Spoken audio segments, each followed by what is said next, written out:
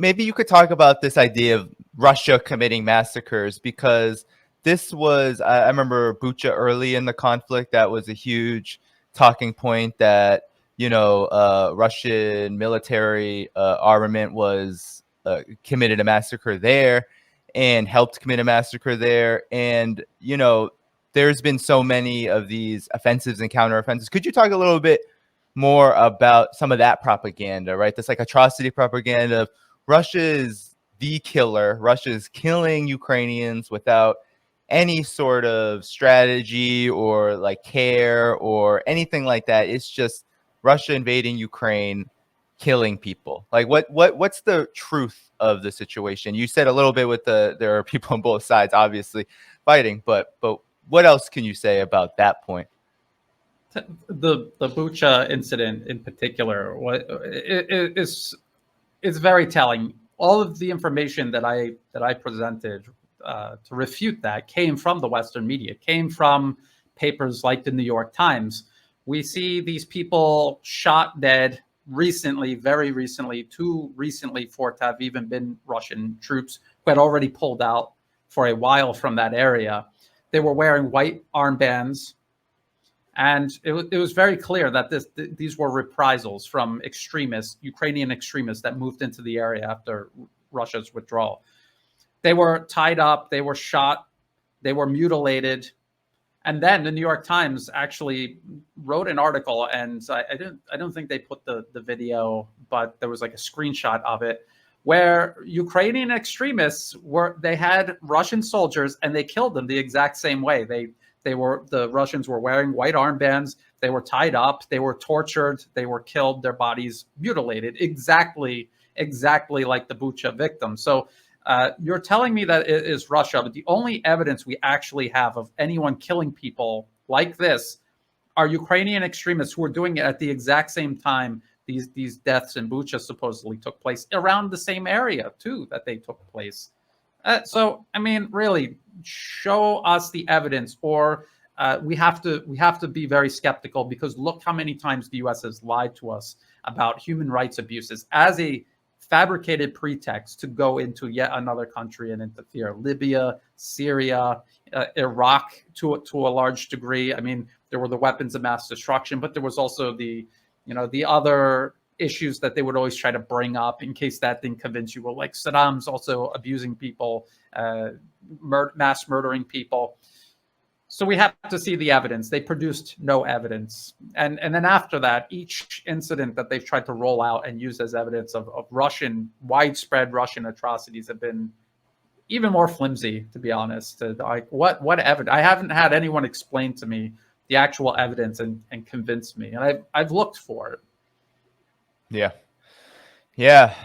Well, today I wanted to get your comment on this as well, because today Russia's foreign ministry said that they believe, that they have reason to believe, evidence to believe, that the UK, Britain's Royal Navy had something to do, was involved in the devastating terrorist attacks on Nord Stream 1 and 2, which has basically rendered them inoperable and only worsened this crisis, this energy crisis, especially for Europe, that we'll talk about. But I want to get your reaction to that, because the Western mainstream media was saying that Nord Stream was the workings of the Russians, that they were at fault.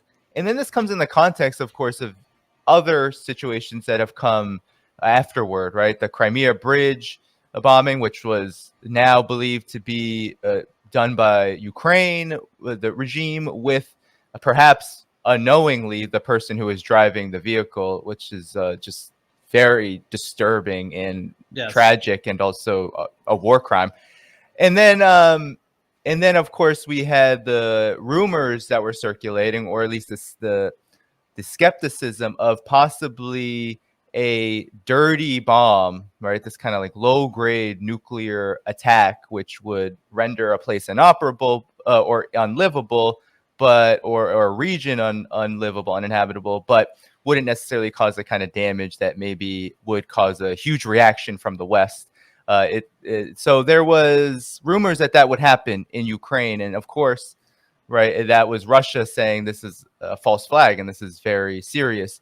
What do you make of all of these escalations in this way? Because this seems to be more than just the NATO, right, trying to conventionally respond to Russia, right? It's not just economic warfare in terms of sanctions, and it's not just giving weapons. There's like there's almost like this covert ops happening that's Yes.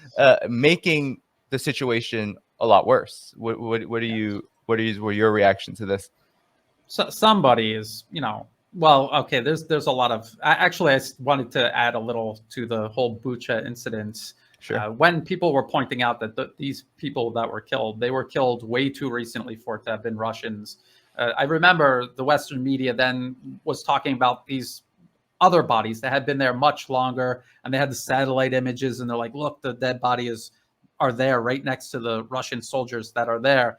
But then they were looking at the bodies. The Western media admitted they had these fléchés, like little tiny darts in their body, and this is from a type of anti-personnel artillery round that shoots out these tiny needles, thousands of them. When it hits, it explodes and it shoots these needles out. And there are Western media reports from like AFP, AP, back from 2014, 2015, when Ukraine was using that on the Donbas, the people of the Donbas. So it was very clear that, okay, these people that were killed when Russia was there, it's from artillery rounds. Russia isn't shelling their own positions. It was obviously when Ukraine was. There's footage that the Ukrainian government posted on Twitter of them shelling this area, Bucha, when the Russians were there. So it was very obvious what all of that was. But as you say, they're lying.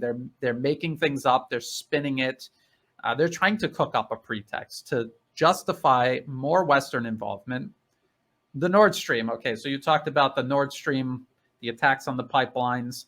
I had been following the Nord Stream 2 project when it was under construction. For years, I was writing about how this is going to give Germany and the rest of Europe the ability to finally get out from under the shadow of Western imperialism that has been cast over the continent since the end of World War II.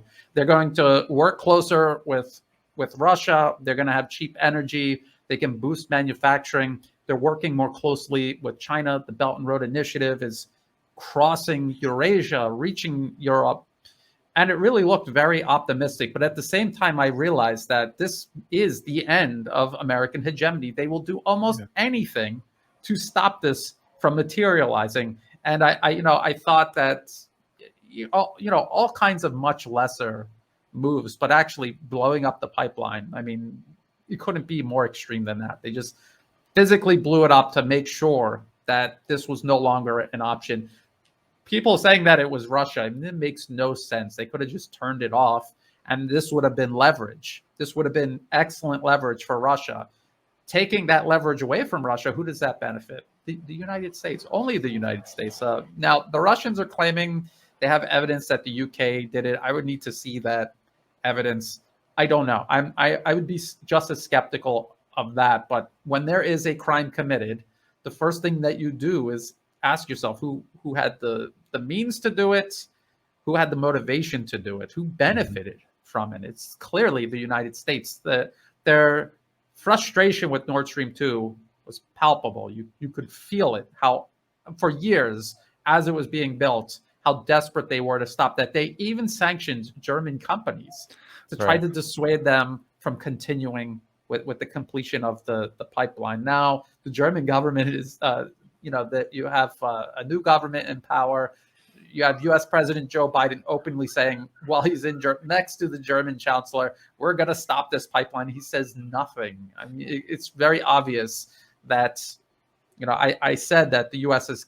has this shadow of imperialism over the European continent, and that's it on full display in public.